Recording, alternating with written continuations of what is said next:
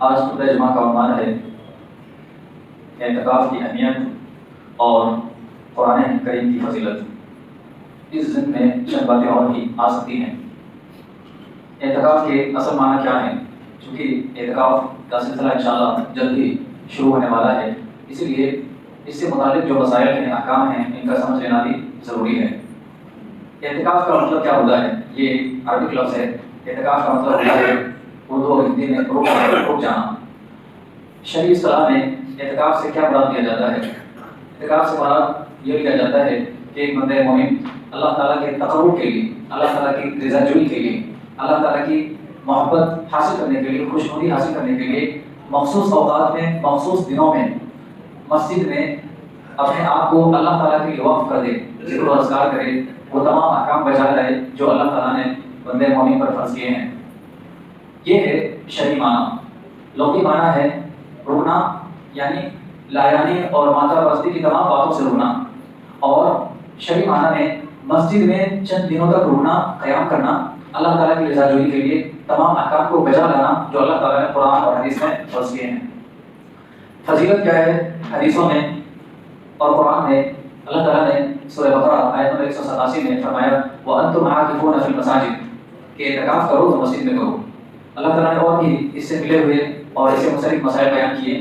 اس میں بنیادی نقطہ جو بیان کیا وہ یہ کہ اگر اعتکاف کرو تو مسجد میں اعتکاف کرو۔ اللہ کے رسول صلی اللہ علیہ وسلم نے فرمایا کہ المسجد بیت کل تقی، کہ مسجد جو ہے ہر متقی پرہیزگار انسان کا ٹھکانہ ہے، لہذا اعتکاف وہی لوگ کرتے ہیں جن کے اندر تقویٰ اور پرہیزگاری ہے۔ اللہ کے رسول صلی اللہ علیہ وسلم نے آگے فرمایا من تکفل اللہ لمن کان المسجد بیتہ رحمتا وجواز علی صراط الى رضوان اللہ الى الجنہ۔ اللہ کے رسول صلی اللہ علیہ وسلم نے فرمایا کہ جو لوگ اعتکاف کرتے ہیں، مسجد میں قیام کرتے ہیں، مسجد میں رکتے ہیں چند دنوں کے لیے اللہ تعالیٰ کا تقرب اور اللہ تعالیٰ کی خوشنودی حاصل کرنے کے لیے، اللہ رب العالمین ان کے اوپر رحمتوں کا نزول فرماتا ہے اور ان کے لیے صراط یعنی پل صراط کے راستے کو آسان فرما دیتا ہے اور جنت کی راہوں کو ہموار کر دیتا ہے۔ اللہ کے رسول صلی اللہ علیہ وسلم نے ایک موقع سے فرمایا، یہ ابھی جو روایت بیان کی ہے یہ صحیح ترغیب اور ترہیب کی روایت ہے۔ صحیح ابن ماجہ میں نبی کریم صلی اللہ علیہ وسلم نے فرمایا ما تمطن رجل المساجد ما توطن رجل المساجد الا تبشبش الله له كما تبشبش اهل الغائب بغيرهم اذا قدم عليهم۔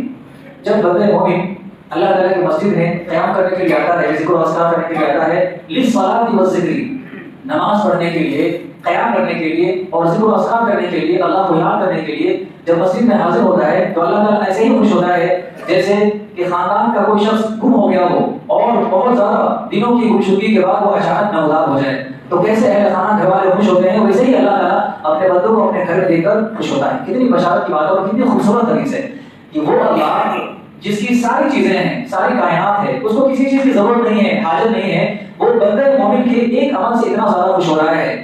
حالانکہ بندے مومن کے کسی بھی کام اور عبادت سے اس کے عظمت میں کوئی فرق نہیں پڑتا ہے، وہ اور عظیم ہو جاتا ہے۔ بندے مومن کے عمل کرنے کی وجہ سے، اللہ کو یاد کرنے کی وجہ سے، عبادت کرنے کی وجہ سے اس کی بڑائی میں اور اضافہ ہو جاتا ہے، ایسا نہیں ہے۔ اور اگر کوئی انسان گناہ کرے یا ایسا کوئی کام کرے جو اللہ کے حکم کے خلاف ہو تو اس کی بڑائی میں کوئی کمی واقع ہو جاتی ہے، ایسا بھی نہیں ہے، کوئی فرق نہیں پڑتا اللہ رب العالمین کو، مگر پھر بھی اللہ رب العالمین صرف اس لیے کہ اس کے لیے جنتیں سجا رکھی ہیں، نعمتیں سجا رکھی ہیں، اور اللہ رب العالمین چاہتا ہے کہ اپنے بندے مومن کو وہ نعمتیں دیں۔ جنتیں اس لیے بنائی ہے تاکہ انسانوں کو ان نعمتوں سے نوازا جائے۔ تو اللہ رب العالمین اس مشن کے لیے، اس مقصد کے لیے جس انسان کو بندے مومن کو بڑھتا ہوا رہتا ہے تو پروردگار تعالیٰ بہت زیادہ خوش ہوتا ہے۔ تو وہ لوگ جو مسجد میں قیام کرتے ہیں یا اعتکاف کرتے ہیں، اللہ رب العالمین ان سے ایسا ہی خوش ہوتا ہے جیسے کسی شخص کا کوئی اپنا گم ہو گیا ہو اور وہ اچانک نمودار ہو جائے تو اس کو دیکھ کر وہ آدمی جتنا خوش ہوتا ہے، ویسے ہی اللہ رب العالمین اپنے بندے مومن کو مسجد میں دیکھ کر، اعتکاف کرتے ہوئے دیکھ کر خوش ہوتا ہے۔ اعتکاف کا حکم کیا ہے؟ یہ فرض ہے، سنت مؤکدہ ہے یا فرض کفایہ ہے؟ یہ دراصل سنت مؤکدہ ہے۔ صحیح بخاری کی روایت ہے کہ رسول اللہ صلی اللہ علیہ وسلم يعتكف في كل رمضان 10 أيام فلما كان العام الذي قبض فيه اعتكف 20 يوما۔ صحیح بخاری کی روایت میں نبی کریم صلی اللہ علیہ وسلم کے بارے میں مروی ہے کہ نبی کریم صلی اللہ علیہ وسلم ہر رمضان کو 10 دنوں کا اعتکاف کیا کرتے تھے۔ جب نبی کریم صلی اللہ علیہ وسلم کسی کام کو بار بار تکرار کے ساتھ کریں تو ہمارے لیے سنت مؤکدہ قرار پاتا ہے وہ عمل، الا یہ کہ وہ کام وہ عمل اللہ کے رسول صلی اللہ علیہ وسلم کے ساتھ خاص نہ ہو، جیسے تہجد کی نماز۔ تہجد کی نماز نبی کریم صلی اللہ علیہ وسلم کے ساتھ خاص تھی، ہمارے لیے مستحب ہے، لیکن نبی کریم صلی اللہ علیہ وسلم نے ہر رمضان اعتکاف کیا ہے، اور یہ عمل صرف اللہ کے رسول صلی اللہ علیہ وسلم کے لیے خاص نہیں ہے، پوری امت کے لیے ہے، تو ہمارے لیے سنت مؤکدہ قرار پائی ہے۔ اس کے اقسام کیا ہیں؟ کتنے قسم کا اعتکاف ہوا کرتا ہے؟ ایک تو وہ جس کو فرض اعتکاف کہتے ہیں۔ فرض اعتکاف کب ہوتا ہے؟ جب بندے مومن یہ نیت کر لیتا ہے، یہ نظر مان لیتا ہے کہ پروردگار عالم میرا فلاں فلاں کام اٹکا ہوا ہے، یا میری طبیعت ناساز چل رہی ہے، اللہ میں ٹھیک ہو جاؤں یا فلاں فلاں کام ہو جائے تو میں 2 دن کا 3 دن کا 4 دن کا مسجد میں اعتکاف کروں گا، بغیر کسی سے بولے چالے ہوئے صرف دل کی عبادت کروں گا، اس کو نظر کہتے ہیں، اور اس طرح کا اعتکاف فرض ہے۔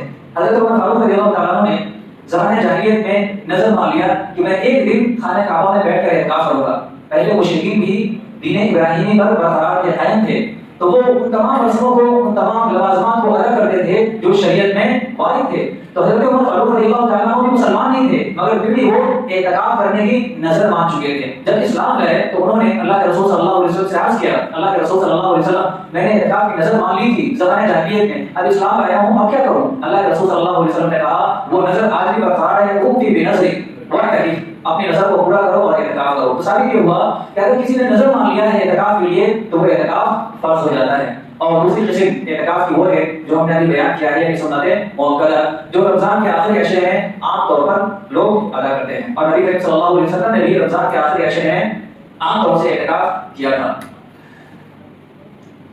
یہ وقت کیا ہے اعتکاف کا؟ جو وقت ہے، وقت کیا ہے، کتنے دنوں کا اعتکاف ہونا چاہیے اور کب ہونا چاہیے؟ یہ بات تو ثابت ہو گئی کہ نبی کریم صلی اللہ علیہ وسلم رمضان کے آخری عشرے میں اعتکاف کیا کرتے تھے، اور یہی اولا ہے، یہی مستحب ہے۔ مگر اگر کوئی اعتکاف کرنا چاہے تو عام دنوں میں بھی اعتکاف ہو سکتا ہے، 10 دنوں کی قید ضروری نہیں ہے۔ عام دنوں میں بھی اگر کوئی شخص 2 دنوں کے لیے 3 دنوں کے لیے مسجدوں میں قیام کر کے اعتکاف کرنا چاہے تو وہ کر سکتا ہے۔ نبی کریم صلی اللہ علیہ وسلم نے ایک موقع سے شوال کے مہینے میں اعتکاف کیا تھا، تو ثابت یہ ہوا کہ اعتکاف کے لیے ایسی کوئی خاص قید نہیں ہے کہ وہ رمضان میں ہی ہو، مگر سنت مؤکدہ اعتکاف جو ہے وہ رمضان المبارک کے آخری عشرے میں ہی ہے، اور اعتکاف کا جو دن ہے وہ دن بھی خاص طور پر متعین نہیں ہے۔ سنت اور افضل بات یہ ہے کہ انسان 10 دن کا ہی اعتکاف کرے رمضان کے آخری عشرے میں، مگر نبی کریم صلی اللہ علیہ وسلم نے اس سال جس سال آپ صلی اللہ علیہ وسلم کی وفات ہوئی تھی اس سال آپ صلی اللہ علیہ وسلم نے 20 دنوں کا اعتکاف کیا، تو 20 دنوں کا بھی اعتکاف کر سکتے ہیں، 3 دنوں کا بھی 2 دنوں کا بھی اپنے ضروریات اور سہولیات کے اعتبار سے کر سکتے ہیں، مگر پھر وہی ایک بات کہ سنت اور اولا افضل بات یہ ہے کہ انسان عام طور سے 10 دنوں کا اعتکاف کرے آخری عشرے میں۔ مقصد کیا ہے اعتکاف کا؟ بنیادی مقصد کیا ہے؟ اللہ رب العالمین نے فرمایا کتب علیکم الصیام کما کتب علی الذین من قبلکم لعلکم تتقون، تقوی اور پرہیزگاری اختیار کرنا۔ اعتکاف اس لیے نہیں ہوتا کہ انسان اپنی ذمہ داریوں سے بھاگ آئے، آرام سے سکون سے مسجدوں میں لیٹا رہے، مخالفت عبادات کر لے اور 10 دن یوں بتا دے۔ اعتکاف اس لیے نہیں ہے، اعتکاف اس لیے ہے تاکہ انسان پرہیزگاری کی صفات پیدا کرے، تقویٰ کی صفات اپنے اندر پیدا کرے، اپنے آپ کو بدلنے کی کوشش کرے۔ اللہ رب العالمین نے جس مقصد کے لیے رمضان کو سایہ خیرت کیا ہے اس مقصد کو حاصل کرنے کی کوشش کرے۔ زیادہ سے زیادہ عبادات ہونی چاہیے، اذکار ہونی چاہیے، قرآن کریم کی تلاوت ہونی چاہیے، دعائیں ہونی چاہیے، علم کا حصول ہونی چاہیے، مسئلہ مسائل اگر معلوم نہیں ہے اور مسئلہ مسائل کو معلوم کرنے کی کوشش ہونی چاہیے۔ یہ ہے اعتکاف کا اصل مقصد۔ نبی کریم صلی اللہ علیہ وسلم نے چند اور بھی مقاصد بیان کیے ہیں، ان میں سے ایک بنیادی مقصد ہے طاعت راتوں یعنی لیلۃ القدر کی تلاش۔ اعتکاف کا ایک بنیادی مقصد ہے لیلۃ القدر کی، طاعت راتوں کی، شب قدر کی تلاش۔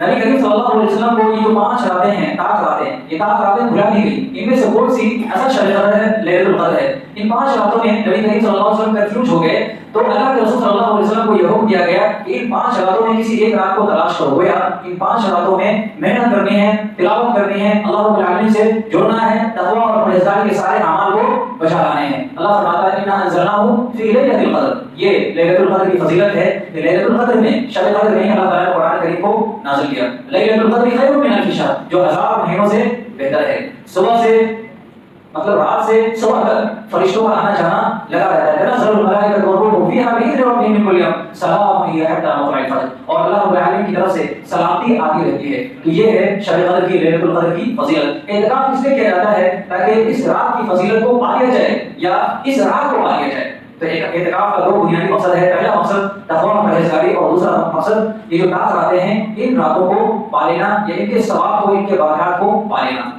احکام اور مسائل کیا ہیں؟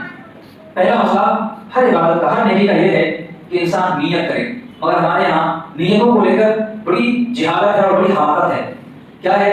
اعتکاف میں بھی لوگوں نے، بھائیوں نے ایک نئی چیز پوائنٹ کر لی ہے، کر لی ہے۔ کیا ہے؟ نویتو سنت الاعتکاف للہ تعالی، یہ نیت کرتے ہیں۔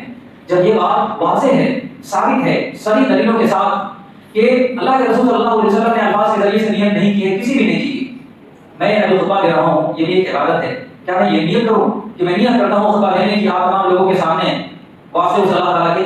تو اگر نیت کرنی ہے تو نیت ساری عبادتوں کے لیے الگ الگ طور پر کرنی ہوگی۔ ہر جگہ پھنسیں گے آپ، ہر جگہ آپ کو قائم کرنے ہوں گے، ہر جگہ نئی حدیثیں کرنی ہوں گی۔ اللہ کے رسول صلی اللہ علیہ وسلم سے نیت الفاظ کے ذریعے سے ثابت نہیں ہے، لہٰذا یہ اعتکاف کی نیت ہے نویتو سنت الاعتکاف للہ تعالی، یہ ثابت نہیں ہے، یہ منگڑت ہے، یہ بنائی ہوئی چیز ہے انسانوں کے ہاتھوں سے، یہ رسول صلی اللہ علیہ وسلم کی دی ہوئی چیز نہیں ہے، یہ اللہ کی دی ہوئی چیز نہیں ہے۔ لہٰذا آپ کا سوچ لینا، آپ کا ارادہ کر لینا، آپ کا گھر سے چل کر یہاں آنا خود ہی اس بات کی دلیل ہے کہ آپ نے نیت کیا ہوا ہے، ارادہ کیا ہوا ہے۔ اسی طرح سے اعتکاف کے لیے ضروری یہ ہے کہ آخری عشرے میں اعتکاف کیا جائے، آخری عشرے میں اعتکاف کیا جائے۔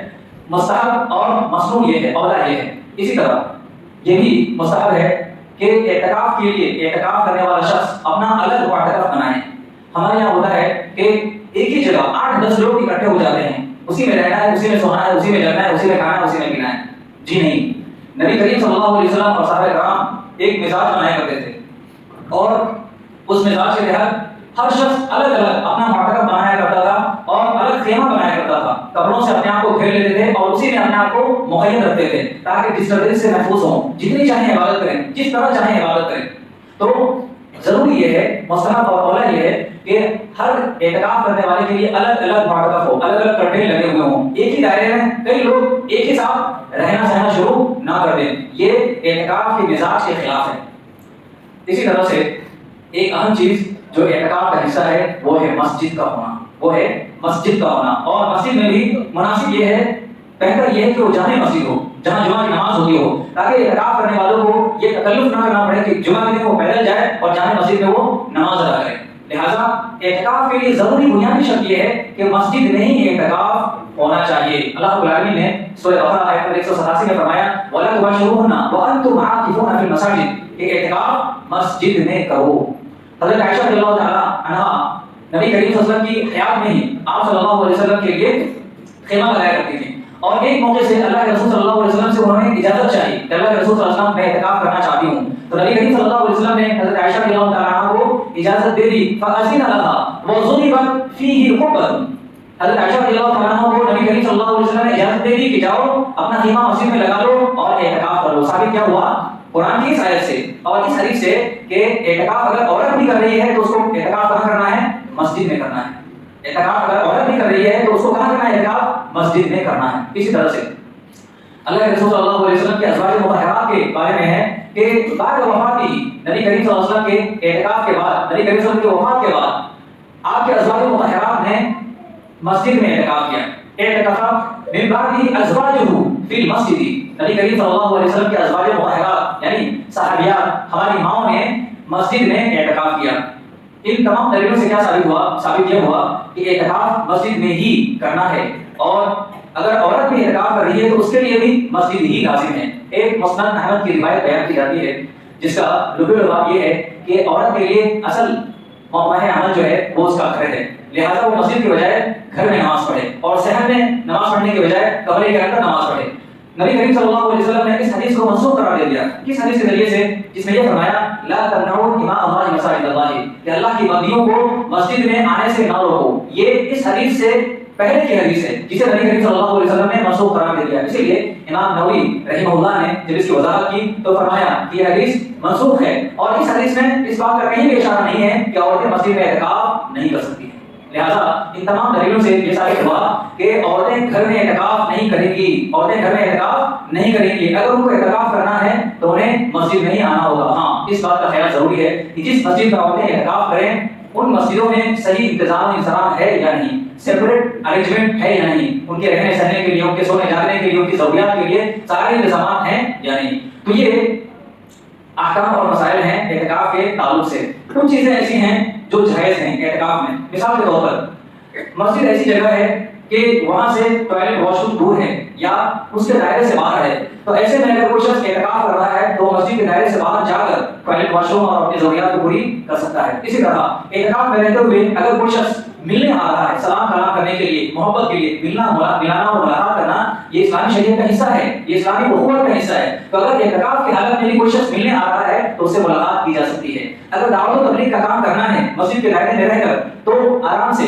بغیر کسی جھجک کے اس کام کو کیا جا سکتا ہے، قرآن کی تفسیر بیان کی جا سکتی ہے، خطبہ دیا جا سکتا ہے، لوگوں کو سمجھایا جا سکتا ہے، غلط کام پر ٹوکا جا سکتا ہے، یہ سارے کام کیے جا سکتے ہیں اور جو مشروع ہیں۔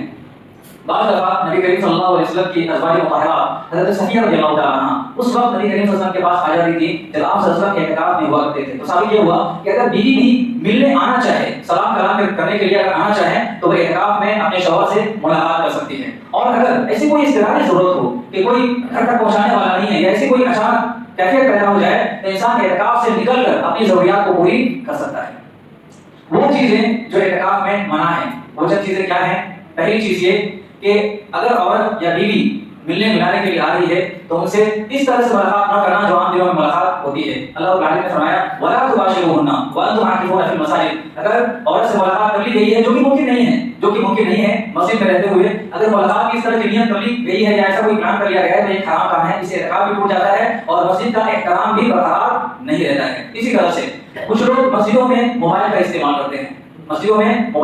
کرتے ہیں، کیا دیکھ رہے ہیں؟ یوٹیوب دیکھ رہے ہیں، کیا دیکھ رہے ہیں تو ریلز دیکھ رہے ہیں، واٹس ایپ چلا رہے ہیں۔ بھائی اعتکاف اس کے لیے نہیں ہے، اعتکاف اس کے لیے نہیں ہے، اپنے آپ کو یکسو کر دیجیے، اللہ تعالیٰ کے لیے خاص کر دیجیے، ڈیڈیکیٹ کر دیجیے اپنے آپ کو۔ اعتکاف اس لیے ہے، سارے کام چل رہے ہیں، موبائل بھی چل رہا ہے، تجارت بھی چل رہی ہے، دنیا بھی چل رہی ہے، ساری چیزیں چل رہی ہیں اور آپ یہ بھی چاہ رہے ہو کہ ہمارا اعتکاف بھی چل جائے تو اعتکاف نہیں چلے گا۔ دنیا کی ساری چیزیں تو چل جائے گی، اعتکاف ایسی صورت میں نہیں چلے گا، اعتکاف باطل ہو جائے گا۔ اعتکاف کے لیے مکمل یکسوئی چاہیے اور وہ سارے کام جو اعتکاف کے لیے ضروری ہیں، اعتکاف کو اعتکاف بناتے ہیں، وہ کرنا ضروری ہے۔ وہ کام کیا ہیں جو اعتکاف میں کرنی چاہیے؟ پہلی چیز زیادہ سے زیادہ دعاؤں کا اہتمام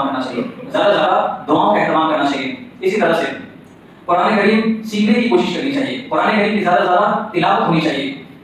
قرآن کریم کے ہمارے اوپر جو حقوق ہیں وہ آج تک ہم ادا نہیں کر پائے ہیں، قرآن کریم کے جو حقوق ہیں ہم ادا نہیں کر پائے ہیں اور ہمارے پاس مصروفیات کے بہانے ہیں، مشغولیات کے بہانے ہیں، بھائی بہت سارے کام ہیں اس لیے ہم نہیں کر پاتے ہیں۔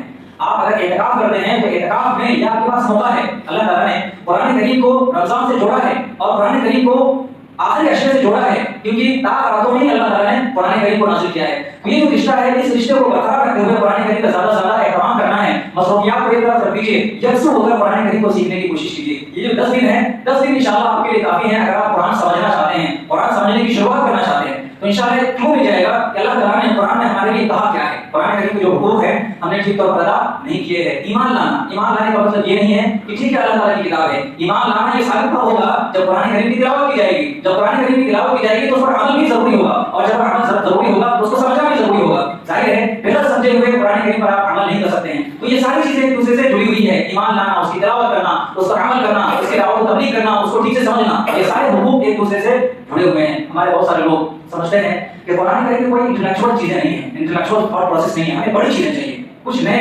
انٹلیکچوئل قسم کے لوگ جب بات کرتے ہیں تو بہت زیادہ متاثر ہو جاتے ہیں، ارے بھائی صاحب میں نے کتاب پڑھ لی ہے بگ بینگ تھیوری، کیا اس میں تصور بیان کیا گیا ہے، کیا کنسیپٹ بیان کیا گیا ہے؟